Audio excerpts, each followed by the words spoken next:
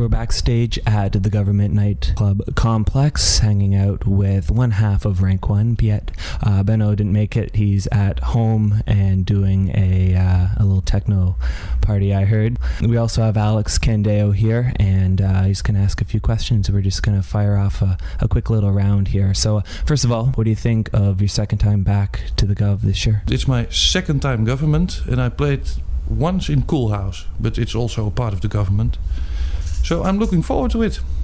You mentioned earlier that it's actually quite a mecca for Dutch DJs and so on. What do you think it is that gives the club such the sound and the feel? It's I don't know how many people can go in, but it looks quite a lot, and the sound is very, very good.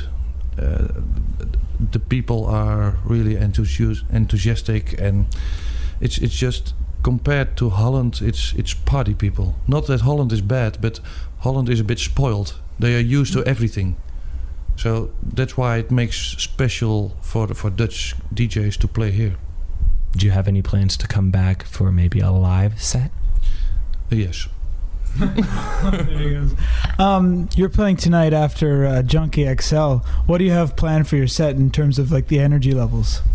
I'm gonna start really slow. For my terms, and I don't know what Mark Oliver wants, but maybe I play a little bit longer than planned. So we'll see. I hope I can take over at the level he is ending, and if not, we'll see. Cool. Your latest tracks, beats at rank1.com and After Me, very interesting release, quite different tracks themselves. Where do you see this going? Well, a lot of people ask after Airwave, which was our biggest hit, well, how did you make such a record? You just make music you like, and sometimes it gets a hit and sometimes it don't. So it doesn't, sorry. So we just did a track which it's a bit more tech trance, the beats at rank1.com, and the After Me is more breakbeat trance. So we want it a little bit different, and yeah, that's it. It's not we want to make a hit or we want this. We just want to make music we like. There's quite a big trend right now in production for breakbeats. A lot of people are going the breakbeat way. Do you see that as, are you going to breakbeats as part of the trend, or is it something that you haven't explored yet and you want to move in that direction? I think breakbeat trance is not going to be really big, because I think most people just want to, and yeah, for us it's nice to do a breakbeat trance thing, because as producer wise it's different. It's not when you're hanging in the studio for 2 weeks and you get home and lie in your bed and everything the same. So I don't think it's going to be a new form of trance, but for us it's something different. Vigilant from Australia asks, what do you like better, DJing or producing at the moment? At this moment I like DJing more, because my studio's down. No, I'm rebuilding it, and it takes another 3 weeks, I guess. But I like both. I start producing. No, to be honest, I started when I was 12 DJing, and after that, fun producing, and in 95 I started professionally as producing, and I think it was 2001 I started DJing as Rank 1. You mentioned that you're rebuilding your studio. What's going to be different about it, and what are you using in your general studio setup? Well, during the past 9 years, since 95, I bought a lot of hardware stuff. Mm-hmm. But nowadays, you don't need any hardware anymore. So a lot of producers say, well, it doesn't sound that warm, the software, I need hardware. It's not true. It's just you have to adapt the sounds the way you like it, and it's just all in your ears. You can do it software and you can do it hardware, but nowadays you have so lots of software, so why not software? If you had the chance to offer one piece of advice to an up-and-coming producer, what would it be? Just make music you like. That's it. That's really it. Yeah, one of the big problems is a lot of people are going along the end of trying to fit their music into a certain category, and it's a big problem now, I think. I think my opinion is when you try to make music the people want, it doesn't work. You have to add your emotions and everything in your style of music, and for me, that's the best thing. Currently, what's your favorite trance tune that you're not affiliated with? Rich Walker. Find. I'm gonna play it. I love it. On that note, what do you think will be the top 3 tunes of the year? That's so difficult. I think even I, as a trance DJ, I miss a lot of trance records as well. So it's very difficult to say. I don't know. For me, Rich Walker is number 1. And there are so many good trance tunes and even more bad. So I don't know at the moment, to be honest. Do you play any online games like Counter-Strike or Unreal Tournament? And if you do and you tell them who you really are, do they believe you? I play online games, only one, chess, on worldchessnetwork.com. And people don't know me there. There was only one guy from Holland. Hey, you're Piet. I know you. So I'm writing him, no you don't. Tell me. So he found out. That's the only one. What do you do on your free time to get away from the whole music industry? Enjoying my 4-month-old kid and play chess. Quite boring. No, I'd like to play chess, and sometimes I play squash as well. And the rest is quite busy DJing, producing, and keeping the wife. The top 100 DJ list, courtesy of DJ Mag, came out. Do you think it's an accurate representation of the DJ's marketability? We know that it's not really much as skill, but do you think it shows which DJs are the ones that really can draw and have really made a name for themselves? To be honest, for me, the DJ Mag list is not worth anything. I entered at 91. Am I happy? No. Because when you look at the list and you see names in there, like, oh, that guy is so high, I'm not gonna tell names. I don't believe it anymore, and a lot of people don't believe it anymore. It's for me, voting for DJs should be monthly instead of one time a year, because let's say Rank 1 makes a huge hit, number 1 everywhere. Rank 1 is number 10, but it's not about DJing. In that aspect, what do you think has affected the music industry the most over the past 2 years? Affected the most? Good question. I think still the copying and downloading. For me, downloading is okay. Yeah, when you download a track to listen to, hey, I like it, I'm gonna buy it. But most people don't buy it. And that's a bit of shame. It's really hard to survive in the dance music nowadays.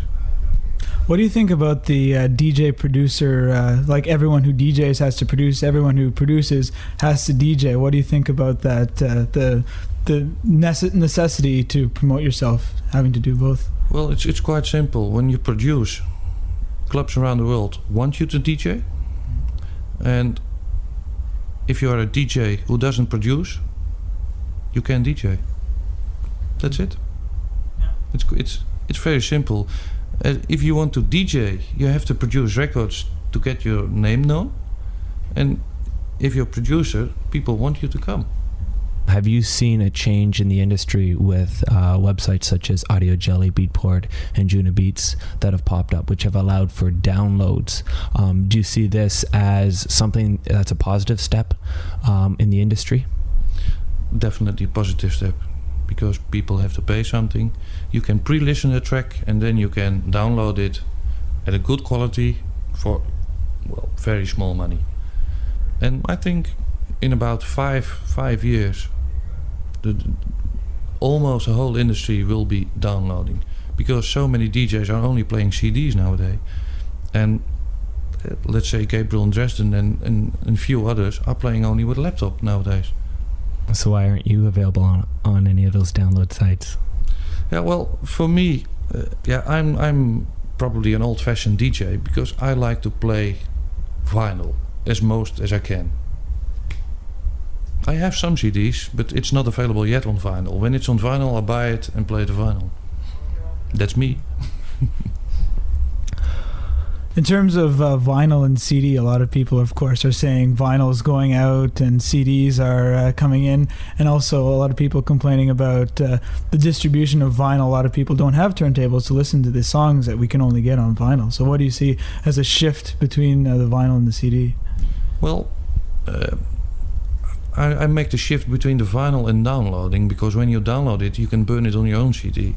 So I think the good thing about the downloading is that people can put it on CD and play it. And you can take an MP3 player or you can burn your CD. And as far as the vinyl, I hope it will stay alive, only if it's because of me. What do you think is the worst aspect of the entire electronic dance industry?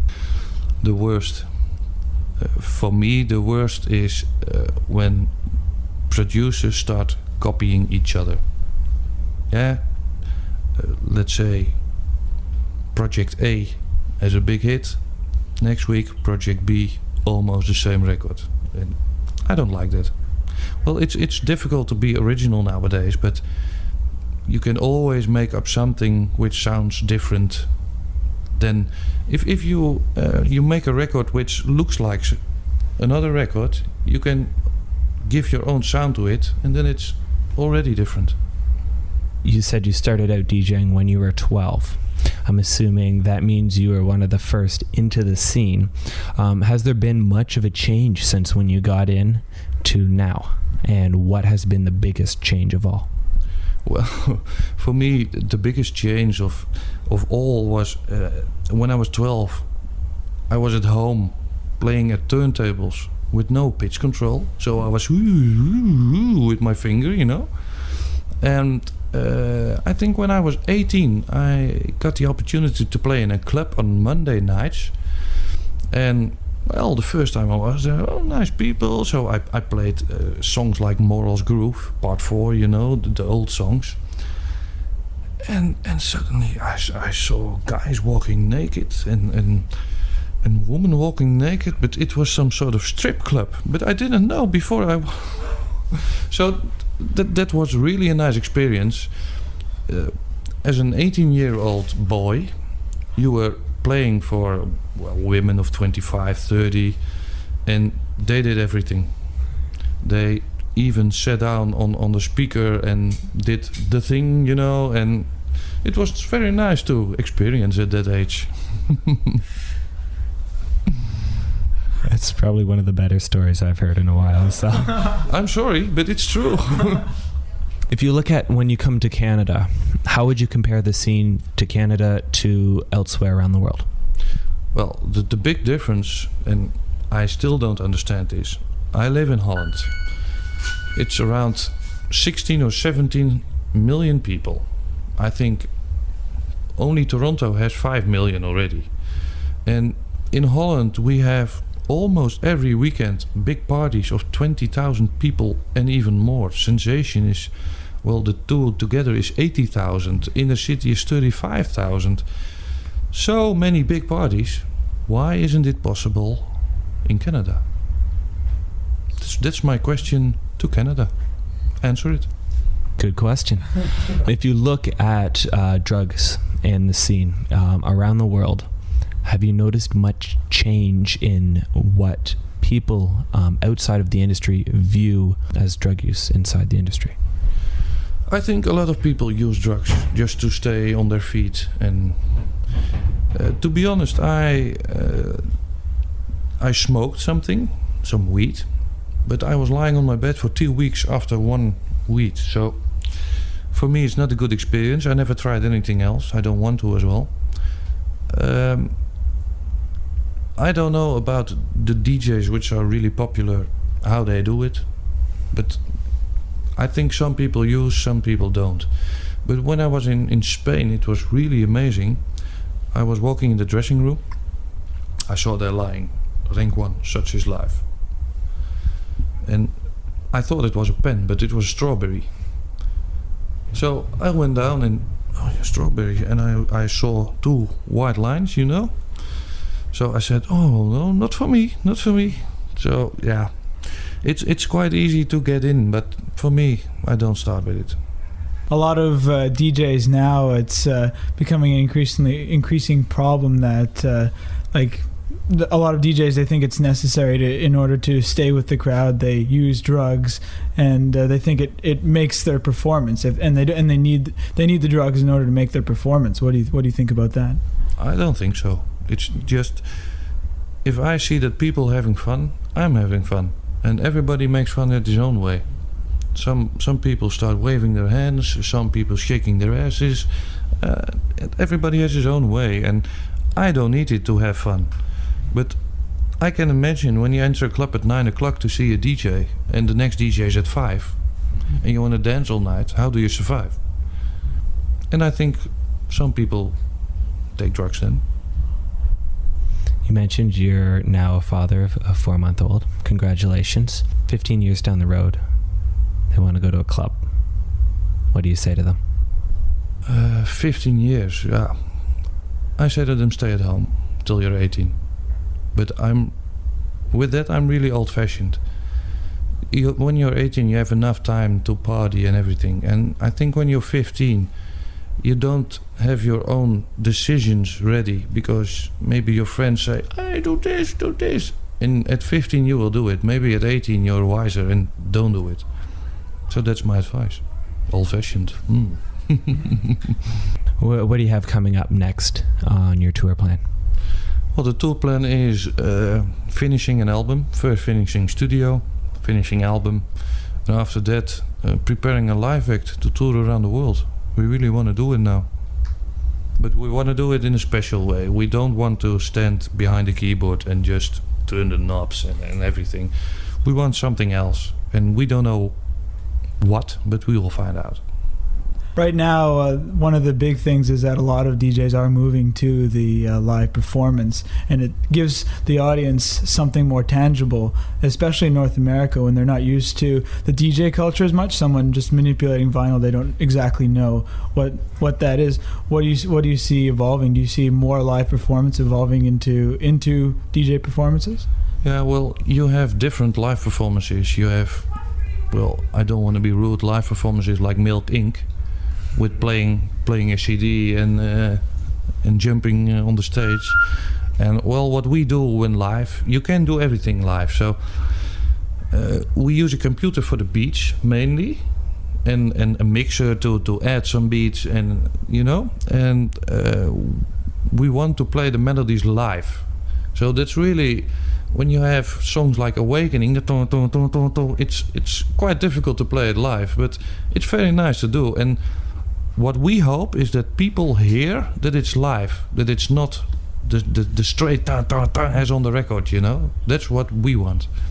You have the advantage of having your partner in crime here. You have the advantage of having a very classically trained pianist to accompany you. What do you see in terms of improvising, in terms of changing songs for the audience from performance to performance? How do you see that as in your performance? What we want to do is, I can tell it now. We want to play. Benno is going to play live on the real piano, the big one. And probably what I'm gonna do is play the drums live. So that's what we want, but we still have to practice, so we don't know yet. Finally, what new music do you have coming from you? Or is there anything in the plans, or are we just, maybe a little down the road when the studio's fixed, you hear something? I have one Rank One remix with me of a Dutch singer. And we still don't know if it's going to be released, because the girl didn't like it. She's not into dance music, so we'll see. Maybe it's a track we're gonna release as Rank One, just an original song of us. So we get out the vocals, and maybe it's going to be the remix. We'll see, but that's it at the moment.